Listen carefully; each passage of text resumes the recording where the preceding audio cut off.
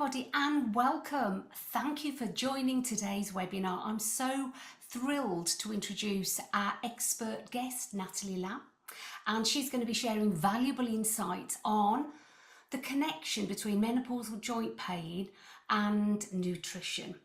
Hello, Natalie. Just tell us a little bit about yourself. Good morning, Julie. Thanks for having me. So I'm a nutritional therapist and I studied at the College of Naturopathic Medicine in London. That was 15 years ago now. I spent 10 years working for a probiotic company specializing in gut health. And I've more recently been exploring the farming and foraging and fermenting techniques. You are in exactly the right place to give us this information. We can't wait to get started. So we're going to be really exploring these practical solutions, aren't we, about how nutrition can play such a key role in managing many of the menopausal symptoms. And we'll really focus in on joint pain because it's one of the most prevalent problems that people face, isn't it? Over 71%, in fact, of perimenopausal and menopausal women suffer from musculoskeletal pain.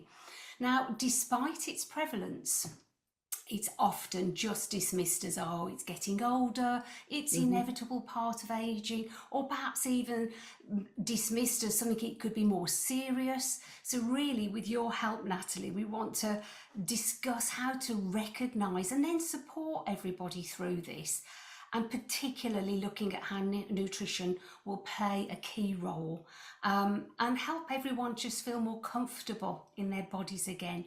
So we'll start with the first question, the big why. Can you explain why joint pain is so common during menopause? The million-dollar question. Yes. Well, joint pain is most likely becomes more common during the menopause due to the hormonal shifts, and in particular the drop in estrogen. We have estrogen receptors throughout the body, including in our ligaments, in the cartilage, in the muscle. So it's not surprising that how they could affect the musculoskeletal system with bone density, muscle mass, and joint health. In fact, estrogens, they appear to have a protective role on the maintenance of joint health and cartilage. And it's strongly suggested that estrogen plays a key role in pain modulation. So it's researchers noted that pain is experienced more in menopausal women than of men of the same age. It's really interesting. Yeah, which could explain the increase in the pain experienced during that time. But menopause does also often coincide with other lifestyle factors that could worsen joint pain, such as weight gain or reducing physical activity. And as we age, there's natural wear and tear on the joints, which could contribute to the discomfort. But it just feels so much more pronounced during the menopause with the hormonal shifts at the same time. We could also be experiencing mood changes, stress, sleep disturbances, and they could all intensify that perception of pain. But it's inflammation that is believed to be the major cause of joint pain. So inflammation, as we know, it's a natural healing process in the body. It's a response by our immune system to things like trauma and toxins, physical overuse or infection. And there's two different types of inflammation. We have acute inflammation, which is short-term and it happens quickly. And then there's chronic inflammation that occurs over a longer period of time. And it's this that could be causing the pain and the stiffness.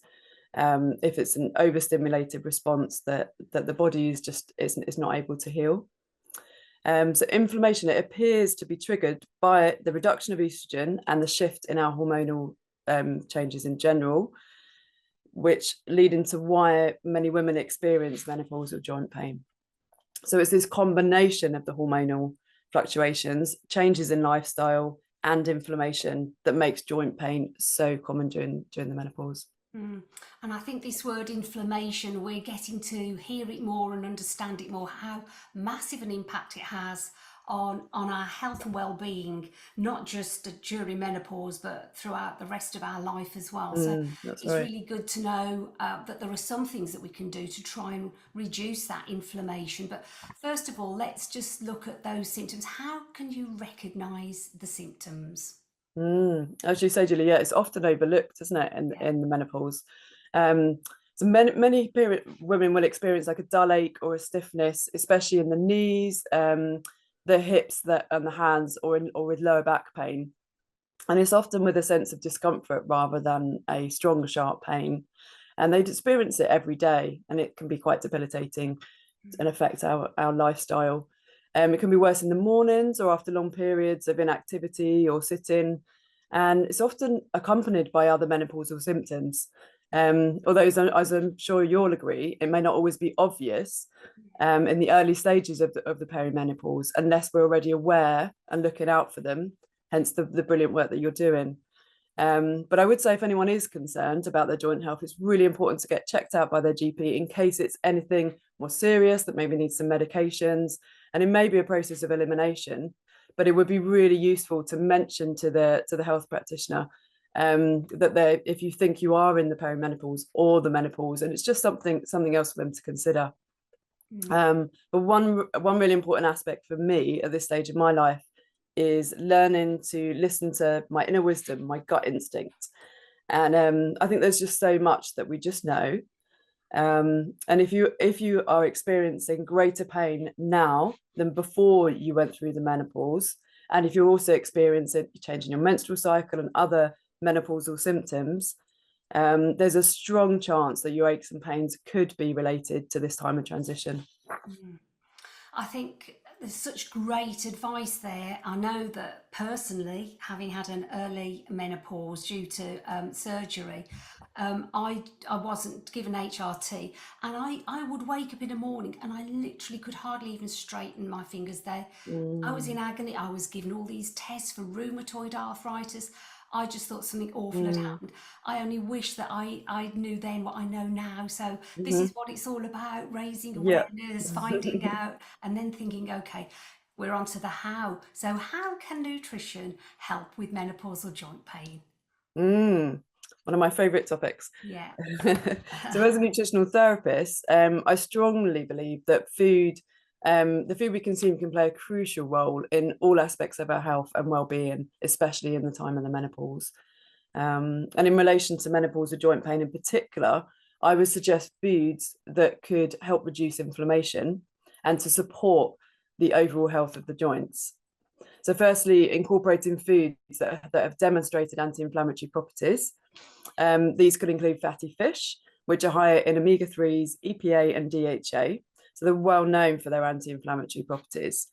So we've got smaller fish like anchovies, sardines and sprats. They're all really good sources, and they're generally a little bit more sustainable, and they're easily available to buy in a tin. Medium-sized fish like herring or mackerel. I love smoked mackerel on my salads. Or there's larger fish such as more common salmon, trout, tuna, swordfish. Crabs and oysters are also sources, whereas halibut, pollock and cod, they still contain omega-3s, but in much lower amounts. And you've got alpha linoleic acid, ALA, which is a plant source of omega-3. So flax seeds and walnuts and their oils are among the richest sources of these. And chia seeds are a good source too. However, they need to be converted in the body, so they're a little bit less efficient, but they're definitely still worth us including in our diet. And it's interesting, grass-fed opposed to grain-fed meats, they've been shown to contain higher levels of omega-3 than omega-6s, so improving that healthy omega-6 to omega-3 balance. And pastured hens too, that have had a more natural diet and roamed freely, they tend to produce eggs with higher levels of omega-3 in compared to conventionally raised hens.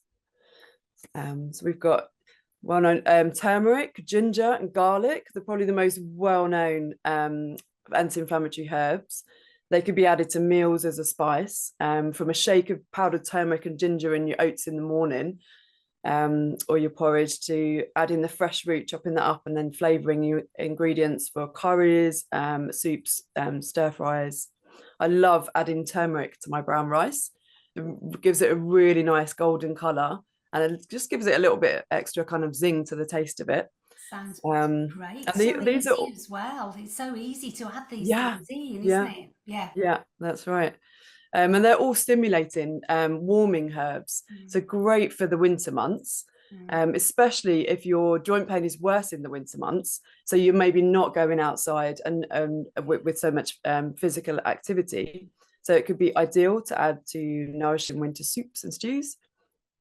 Cinnamon is also an important herb for inflammation, and oats, interestingly, have been showing promising results. So a great combo in your porridge, or your cereals, oat biscuits and flapjacks. And cinnamon's a natural sweetener, so helping to reduce our use of sugars in our cereals in the morning too. Turmeric and ginger, they're both popular teas now as well. In most coffee shops, you could probably get a turmeric latte or a chai. And there's other teas that have reported anti-inflammatory properties, such as green tea, peppermint, rosemary, chamomile, licorice, tulsi, nettles. So there's lots to choose from. And the good gut health, it's really important. We're home to trillions of different microbes, and they live in the balance helps to support healthy immune function as well as digestive function. So 70% of our immune cells are located in the gut, and can have a huge effect on the levels of inflammation that we experience throughout the whole body. So an imbalance of these microbes and intestinal inflammation, it has been seen in inflammatory conditions such as arthritis and osteoporosis. So I would suggest including some fermented foods in your diet. That's the transformation of food and bacteria with bacteria and fungi. It's said to make food more digestible and nutritious. So the most common foods are things like live yogurt. So if you're buying a yogurt, make sure it says live on it. It has some cultures added back in it. You can make or purchase some milk or water kefir. So fermented vegetables, such as sauerkraut, you can commonly do that with cabbage, or kimchi is a slightly spicier version, but I'd go for, I've got some here actually. Yeah, so I'd go for one that says it's raw and unpasteurized. That's going to be higher in live bacteria. And you pop that onto a salad, for example? Or... Yeah, definitely. Yeah, you could have it on a cracker with avocado, put it in your salad. I have it with most meals, actually. Even hot food, I add it in at the end. I wouldn't cook it. I just sprinkle a little bit on top of whatever I'm eating. I'll have it with most meals, yeah. Great. And then you've got kombucha, which is a fermented tea. So you can buy that in the shops or make that quite easily at home. Yeah. Or tempeh and miso are both from soya. They're both fermented foods that are really easy to add into stir fries. And miso, you could just have that as a snack, as a drink, a cup of that.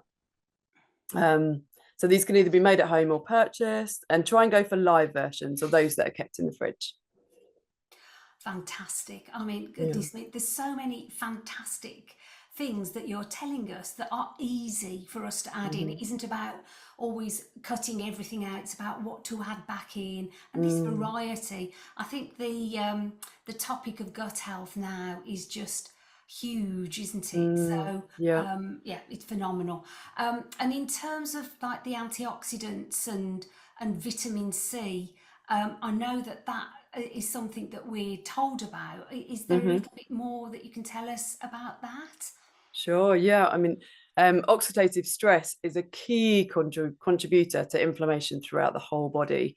And antioxidants, they could help protect us against free radical damage that could cause direct damage to joints and cartilage. So there's many antioxidants also have anti-inflammatory properties. So they're found in a wide range of fruits and vegetables, in so many, but in general, darker coloured fruits and vegetables are going to have the highest level of antioxidants. So just eating a rainbow, really, of coloured fruits and vegetables will provide you with a wide range of antioxidants. For example, anthocyanidins are found in deep red, blue, and purples, like berries, red cabbage, and grapes. And interestingly, wild blackberries that we can pick have higher levels of anthocyanidins than popular blueberries from the supermarket.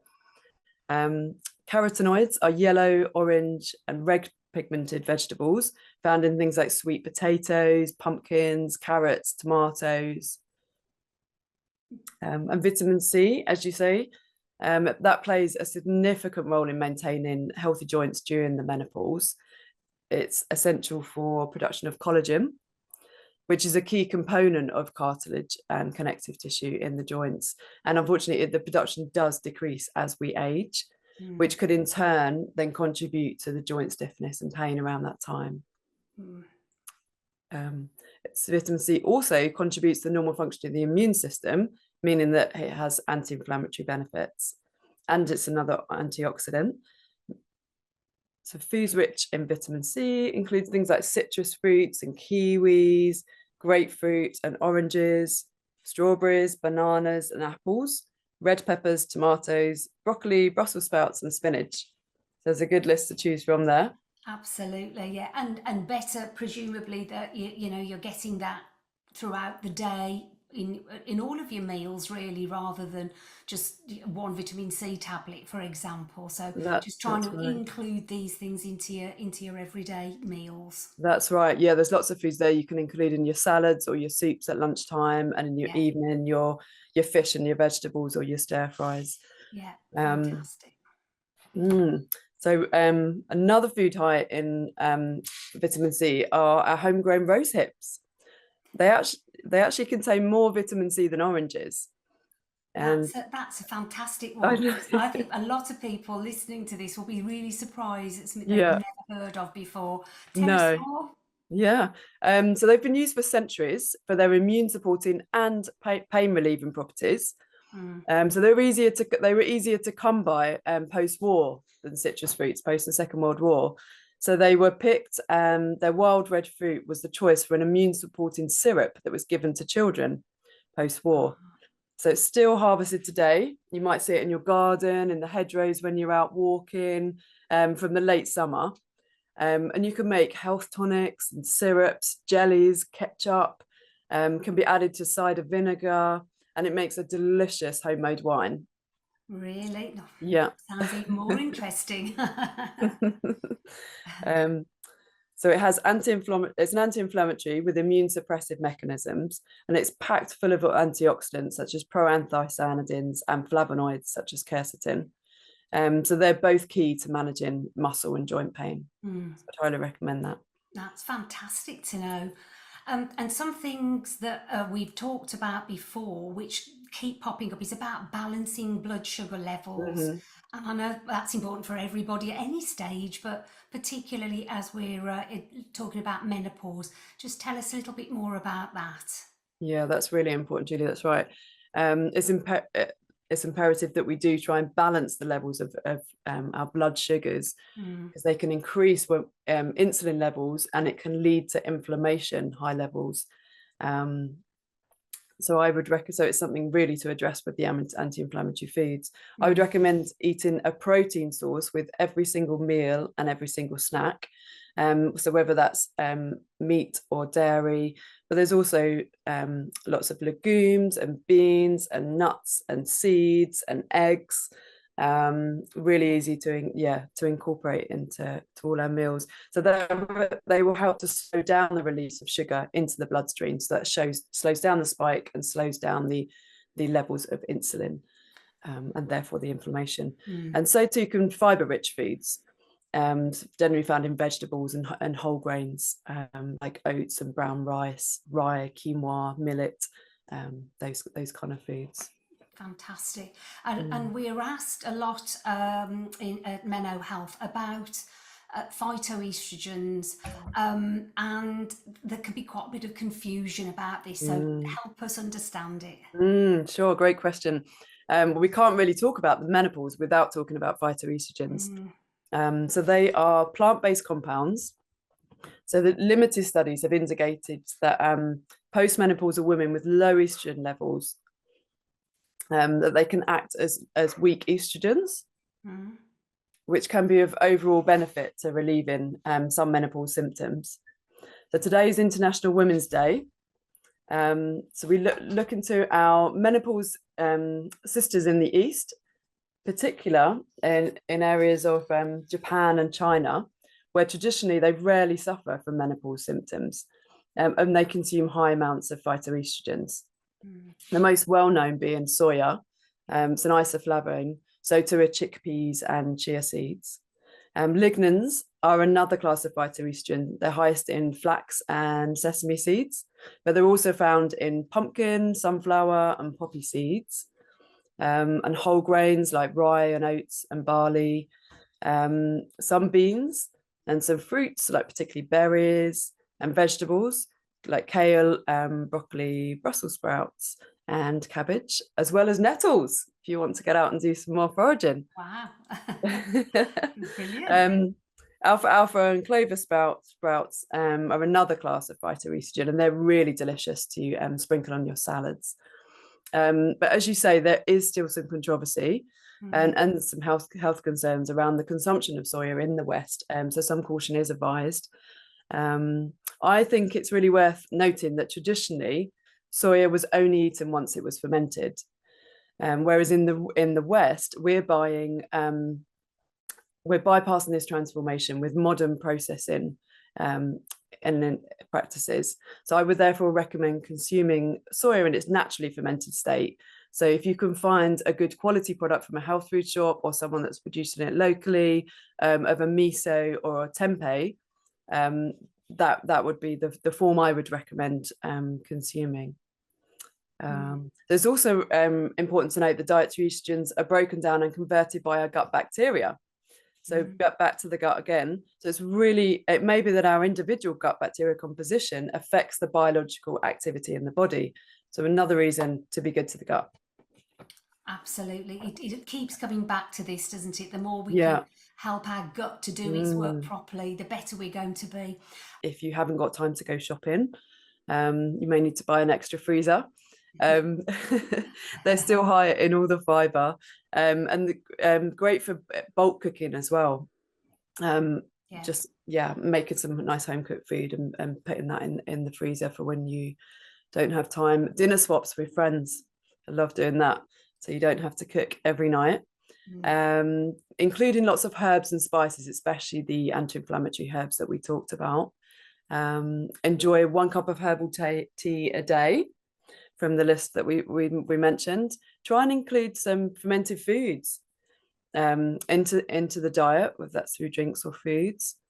And you can make some easy swaps, so swapping from your refined white carbohydrates to wholemeal varieties such as quinoa or brown rice, purchasing real bread from an artisan bakery, a sourdough, or rather than a sliced bread, swapping your high sugar tomato ketchup maybe for a rosehip and tomato sugar-free ketchup, both high in antioxidants. And focus on what you're adding into your diet rather than what we're removing. I kind of go with the 80% rule, including as many beneficial foods in my diet as possible, and the extra 20% I let slip a little bit if there's certain things that you'd like I'm to all eat. for that. Absolutely. No, it is. It's about a balance, isn't it? But Yeah, that's I right. think what you're suggesting, it's not going to be like you're just making food that's not enjoyable to eat. It's got to be pleasurable, as you say. Then you can really just think, this is something I can fit in, and it's not going to take me a lot more time. Your tip about frozen food, I couldn't agree more. Now we're absolutely reassured that frozen food is as nutritionally beneficial, sometimes more than if it's Sometimes just more, sat that's on the right. shelf. Yeah. Yeah, Yeah. I always use with my morning breakfast. I've got frozen cherries and raspberries and strawberries and blueberries, because you can just defrost them and they're instantly available, rather than trying to buy everything fresh, and Yeah, which is that's often right. more expensive. Mm-hmm. Now, another of the big questions that we get asked so many times in our support sessions is, for those that are struggling with diet alone, what about supplements? So are there anything you'll recommend that we could do, that are natural remedies at this stage of life? Yeah, I mean, the list is long of products Yeah. that we could purchase for anti-inflammatory properties and for joint health in general. So the ones that I would personally look at, I would try fish oil. That's probably the most research around as an anti-inflammatory. Turmeric is quite difficult to absorb from food. So if that was something we wanted to try as an anti-inflammatory, it might be better to try that in a supplement form.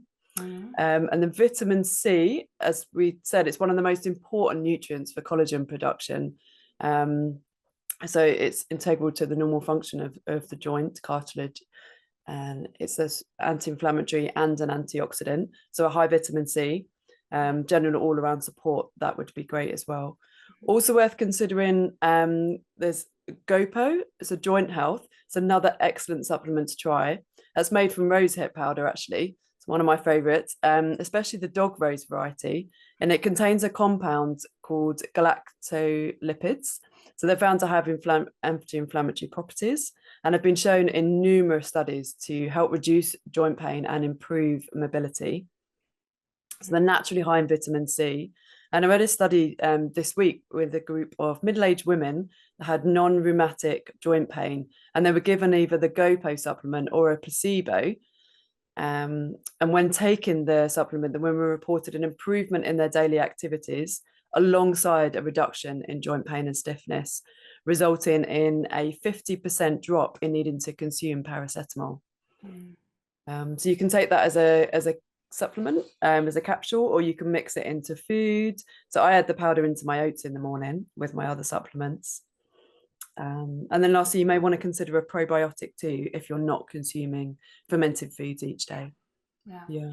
That's great. And I think what's really interesting about Gopo actually is that we've had great feedback anecdotally. It's good to see that evidence base exists, because that often isn't there for many supplements. But I have to say that although it's brilliant when we're talking about menopause and joint pain, my husband has been taking this. He has arthritis and had a knee replacement. He's found it incredibly helpful. So, it can be helpful for lots of other people too. Brilliant. That's good to hear. Now, other lifestyle factors. What else can we do to help support ourselves, especially in view of joint pain during menopause? Certainly. Stress management would be up there as one of my top recommendations. So cortisol in itself is anti-inflammatory. And it's really important at this time to support the adrenals, because it's actually the adrenals that can take over the production of some lower levels of estrogen in the body once the ovaries have stopped the production. So things like meditation and breathing exercises can really help. And learning to put in boundaries, I think that's something as we move towards the menopause, we start to do as women, learning to say no. And I think tension, stress can cause a lot of tension in our muscles, so that could worsen pain and further injury as well. Sleep quality is really crucial, as poor sleep can worsen pain and inflammation. Our resilience is probably going to be less as well. And it's during sleep that our body rests, it repairs and regulates hormones. Staying hydrated helps to keep the joints lubricated. And that's a good one. And being physically active, and all the work that you do, Julie, weight bearing exercise is so important, isn't it? And building up muscle improves our insulin resistance. Really, really important. And I think that's why this is very important to get over, is that if we can try and reduce that inflammation and joint pain, it means we are more likely to be physically active, whatever that is, whether it is something that you're just going out for walks during the times when you're feeling achy and tired and overwhelmed, or actually trying to introduce those other activities that we need to do for our bones, particularly with some weight and resistance training, and a bit of impact as well. So this is great to hear. Okay, what else do we need to do? Weight management again is that's really important, because the extra weight can put extra strain on our joints, and particularly the knees and the hips. And obesity in itself is an inflammatory condition when showing signs of oxidative stress. So But the odds are a little bit against us at this time. Metabolism does slow with age, and interesting, estrogens and our estrogen receptors, they regulate various aspects of glucose and lipid metabolism. So hormone changes during the menopause could affect insulin sensitivity. Even more important reasons to help to balance our blood sugar levels with foods. Yeah. So when I have aching joints, I find starting the day with a warm shower just really helps to loosen things up a little bit. Magnesium in your hot bath works wonders. And you can buy magnesium sprays as well. It's quite a muscle relaxant, really useful. And hot water bottles, especially during the winter months, when sitting, it's really helpful. Having a good posture, it can prevent unnecessary strain on the joints. So I used to have Alexander technique, which I found really helpful. It's how we move our bodies, so we're not putting too much weight onto things like a lower back. How you can ask for a standing desk at work, so that then you can lower that. So sometimes you sit and sometimes you're standing, and it's that moving around. Yes. That can be really helpful. Acupuncture, some people find that useful. Can help with a range of other menopausal symptoms as well. Join or start a menopause support group. That would be one of my recommendations. Having that support around that time. Yeah. I think those are all really good, practical ideas and suggestions that we can take something away from today for sure. And yeah, I've got a standing desk now, and it is good to just get yourself up, then sit back down and move. It makes you wriggle about a little bit more, which is good, because I think if you sit still for a long time, you'll really notice when you stand up, you feel like you've aged 10 years. So more movement has got to be good. Yeah, definitely. Thank you. Well, Natalie, it's been really great chatting to you today. I hope Oh, thank you, everybody's Julie. really picked up lots of top tips here, and it's so good to raise awareness about menopausal joint pain. I think that a perimenopause can last so long. It can often come well before you're even ready for it. Often in our late 30s, early 40s, when you think it's a decade away. And so the more we know, the better we're going to be able to manage. And I think that this estrogen, as it fluctuates and then it ends up remaining low, unless you know you are having HRT, then it's up to us to find ways to ease the pain of our menopausal joints. And so looking at how nutrition is something all of us can take control over has been brilliant. We know at Menno Health that a lot of people that come to us for advice and support, particularly in the workplace sessions, can still feel that menopause is a taboo topic, even though it is a natural part of our life. So I think the message we always try to get across is that if you are experiencing menopause symptoms, whether that is anxiety, loss of confidence, brain fog, weight gain, or joint pain, then you're not alone. And the main thing is to talk about it. Talk about it with family and friends, your GP, your pharmacist, but join our Menno Sisters Facebook group. You can just spill the beans there and somebody's there to sympathise, empathise and understand. So the main thing is don't suffer in silence. And lastly, if you'd like to know more about GOPO, then you can go to their website, GOPO Joint Health. It's just www.gopo.co.uk. So Natalie, thank you so much for joining us. It's been really helpful. Oh, thank you for having me, Julie. Pleasure.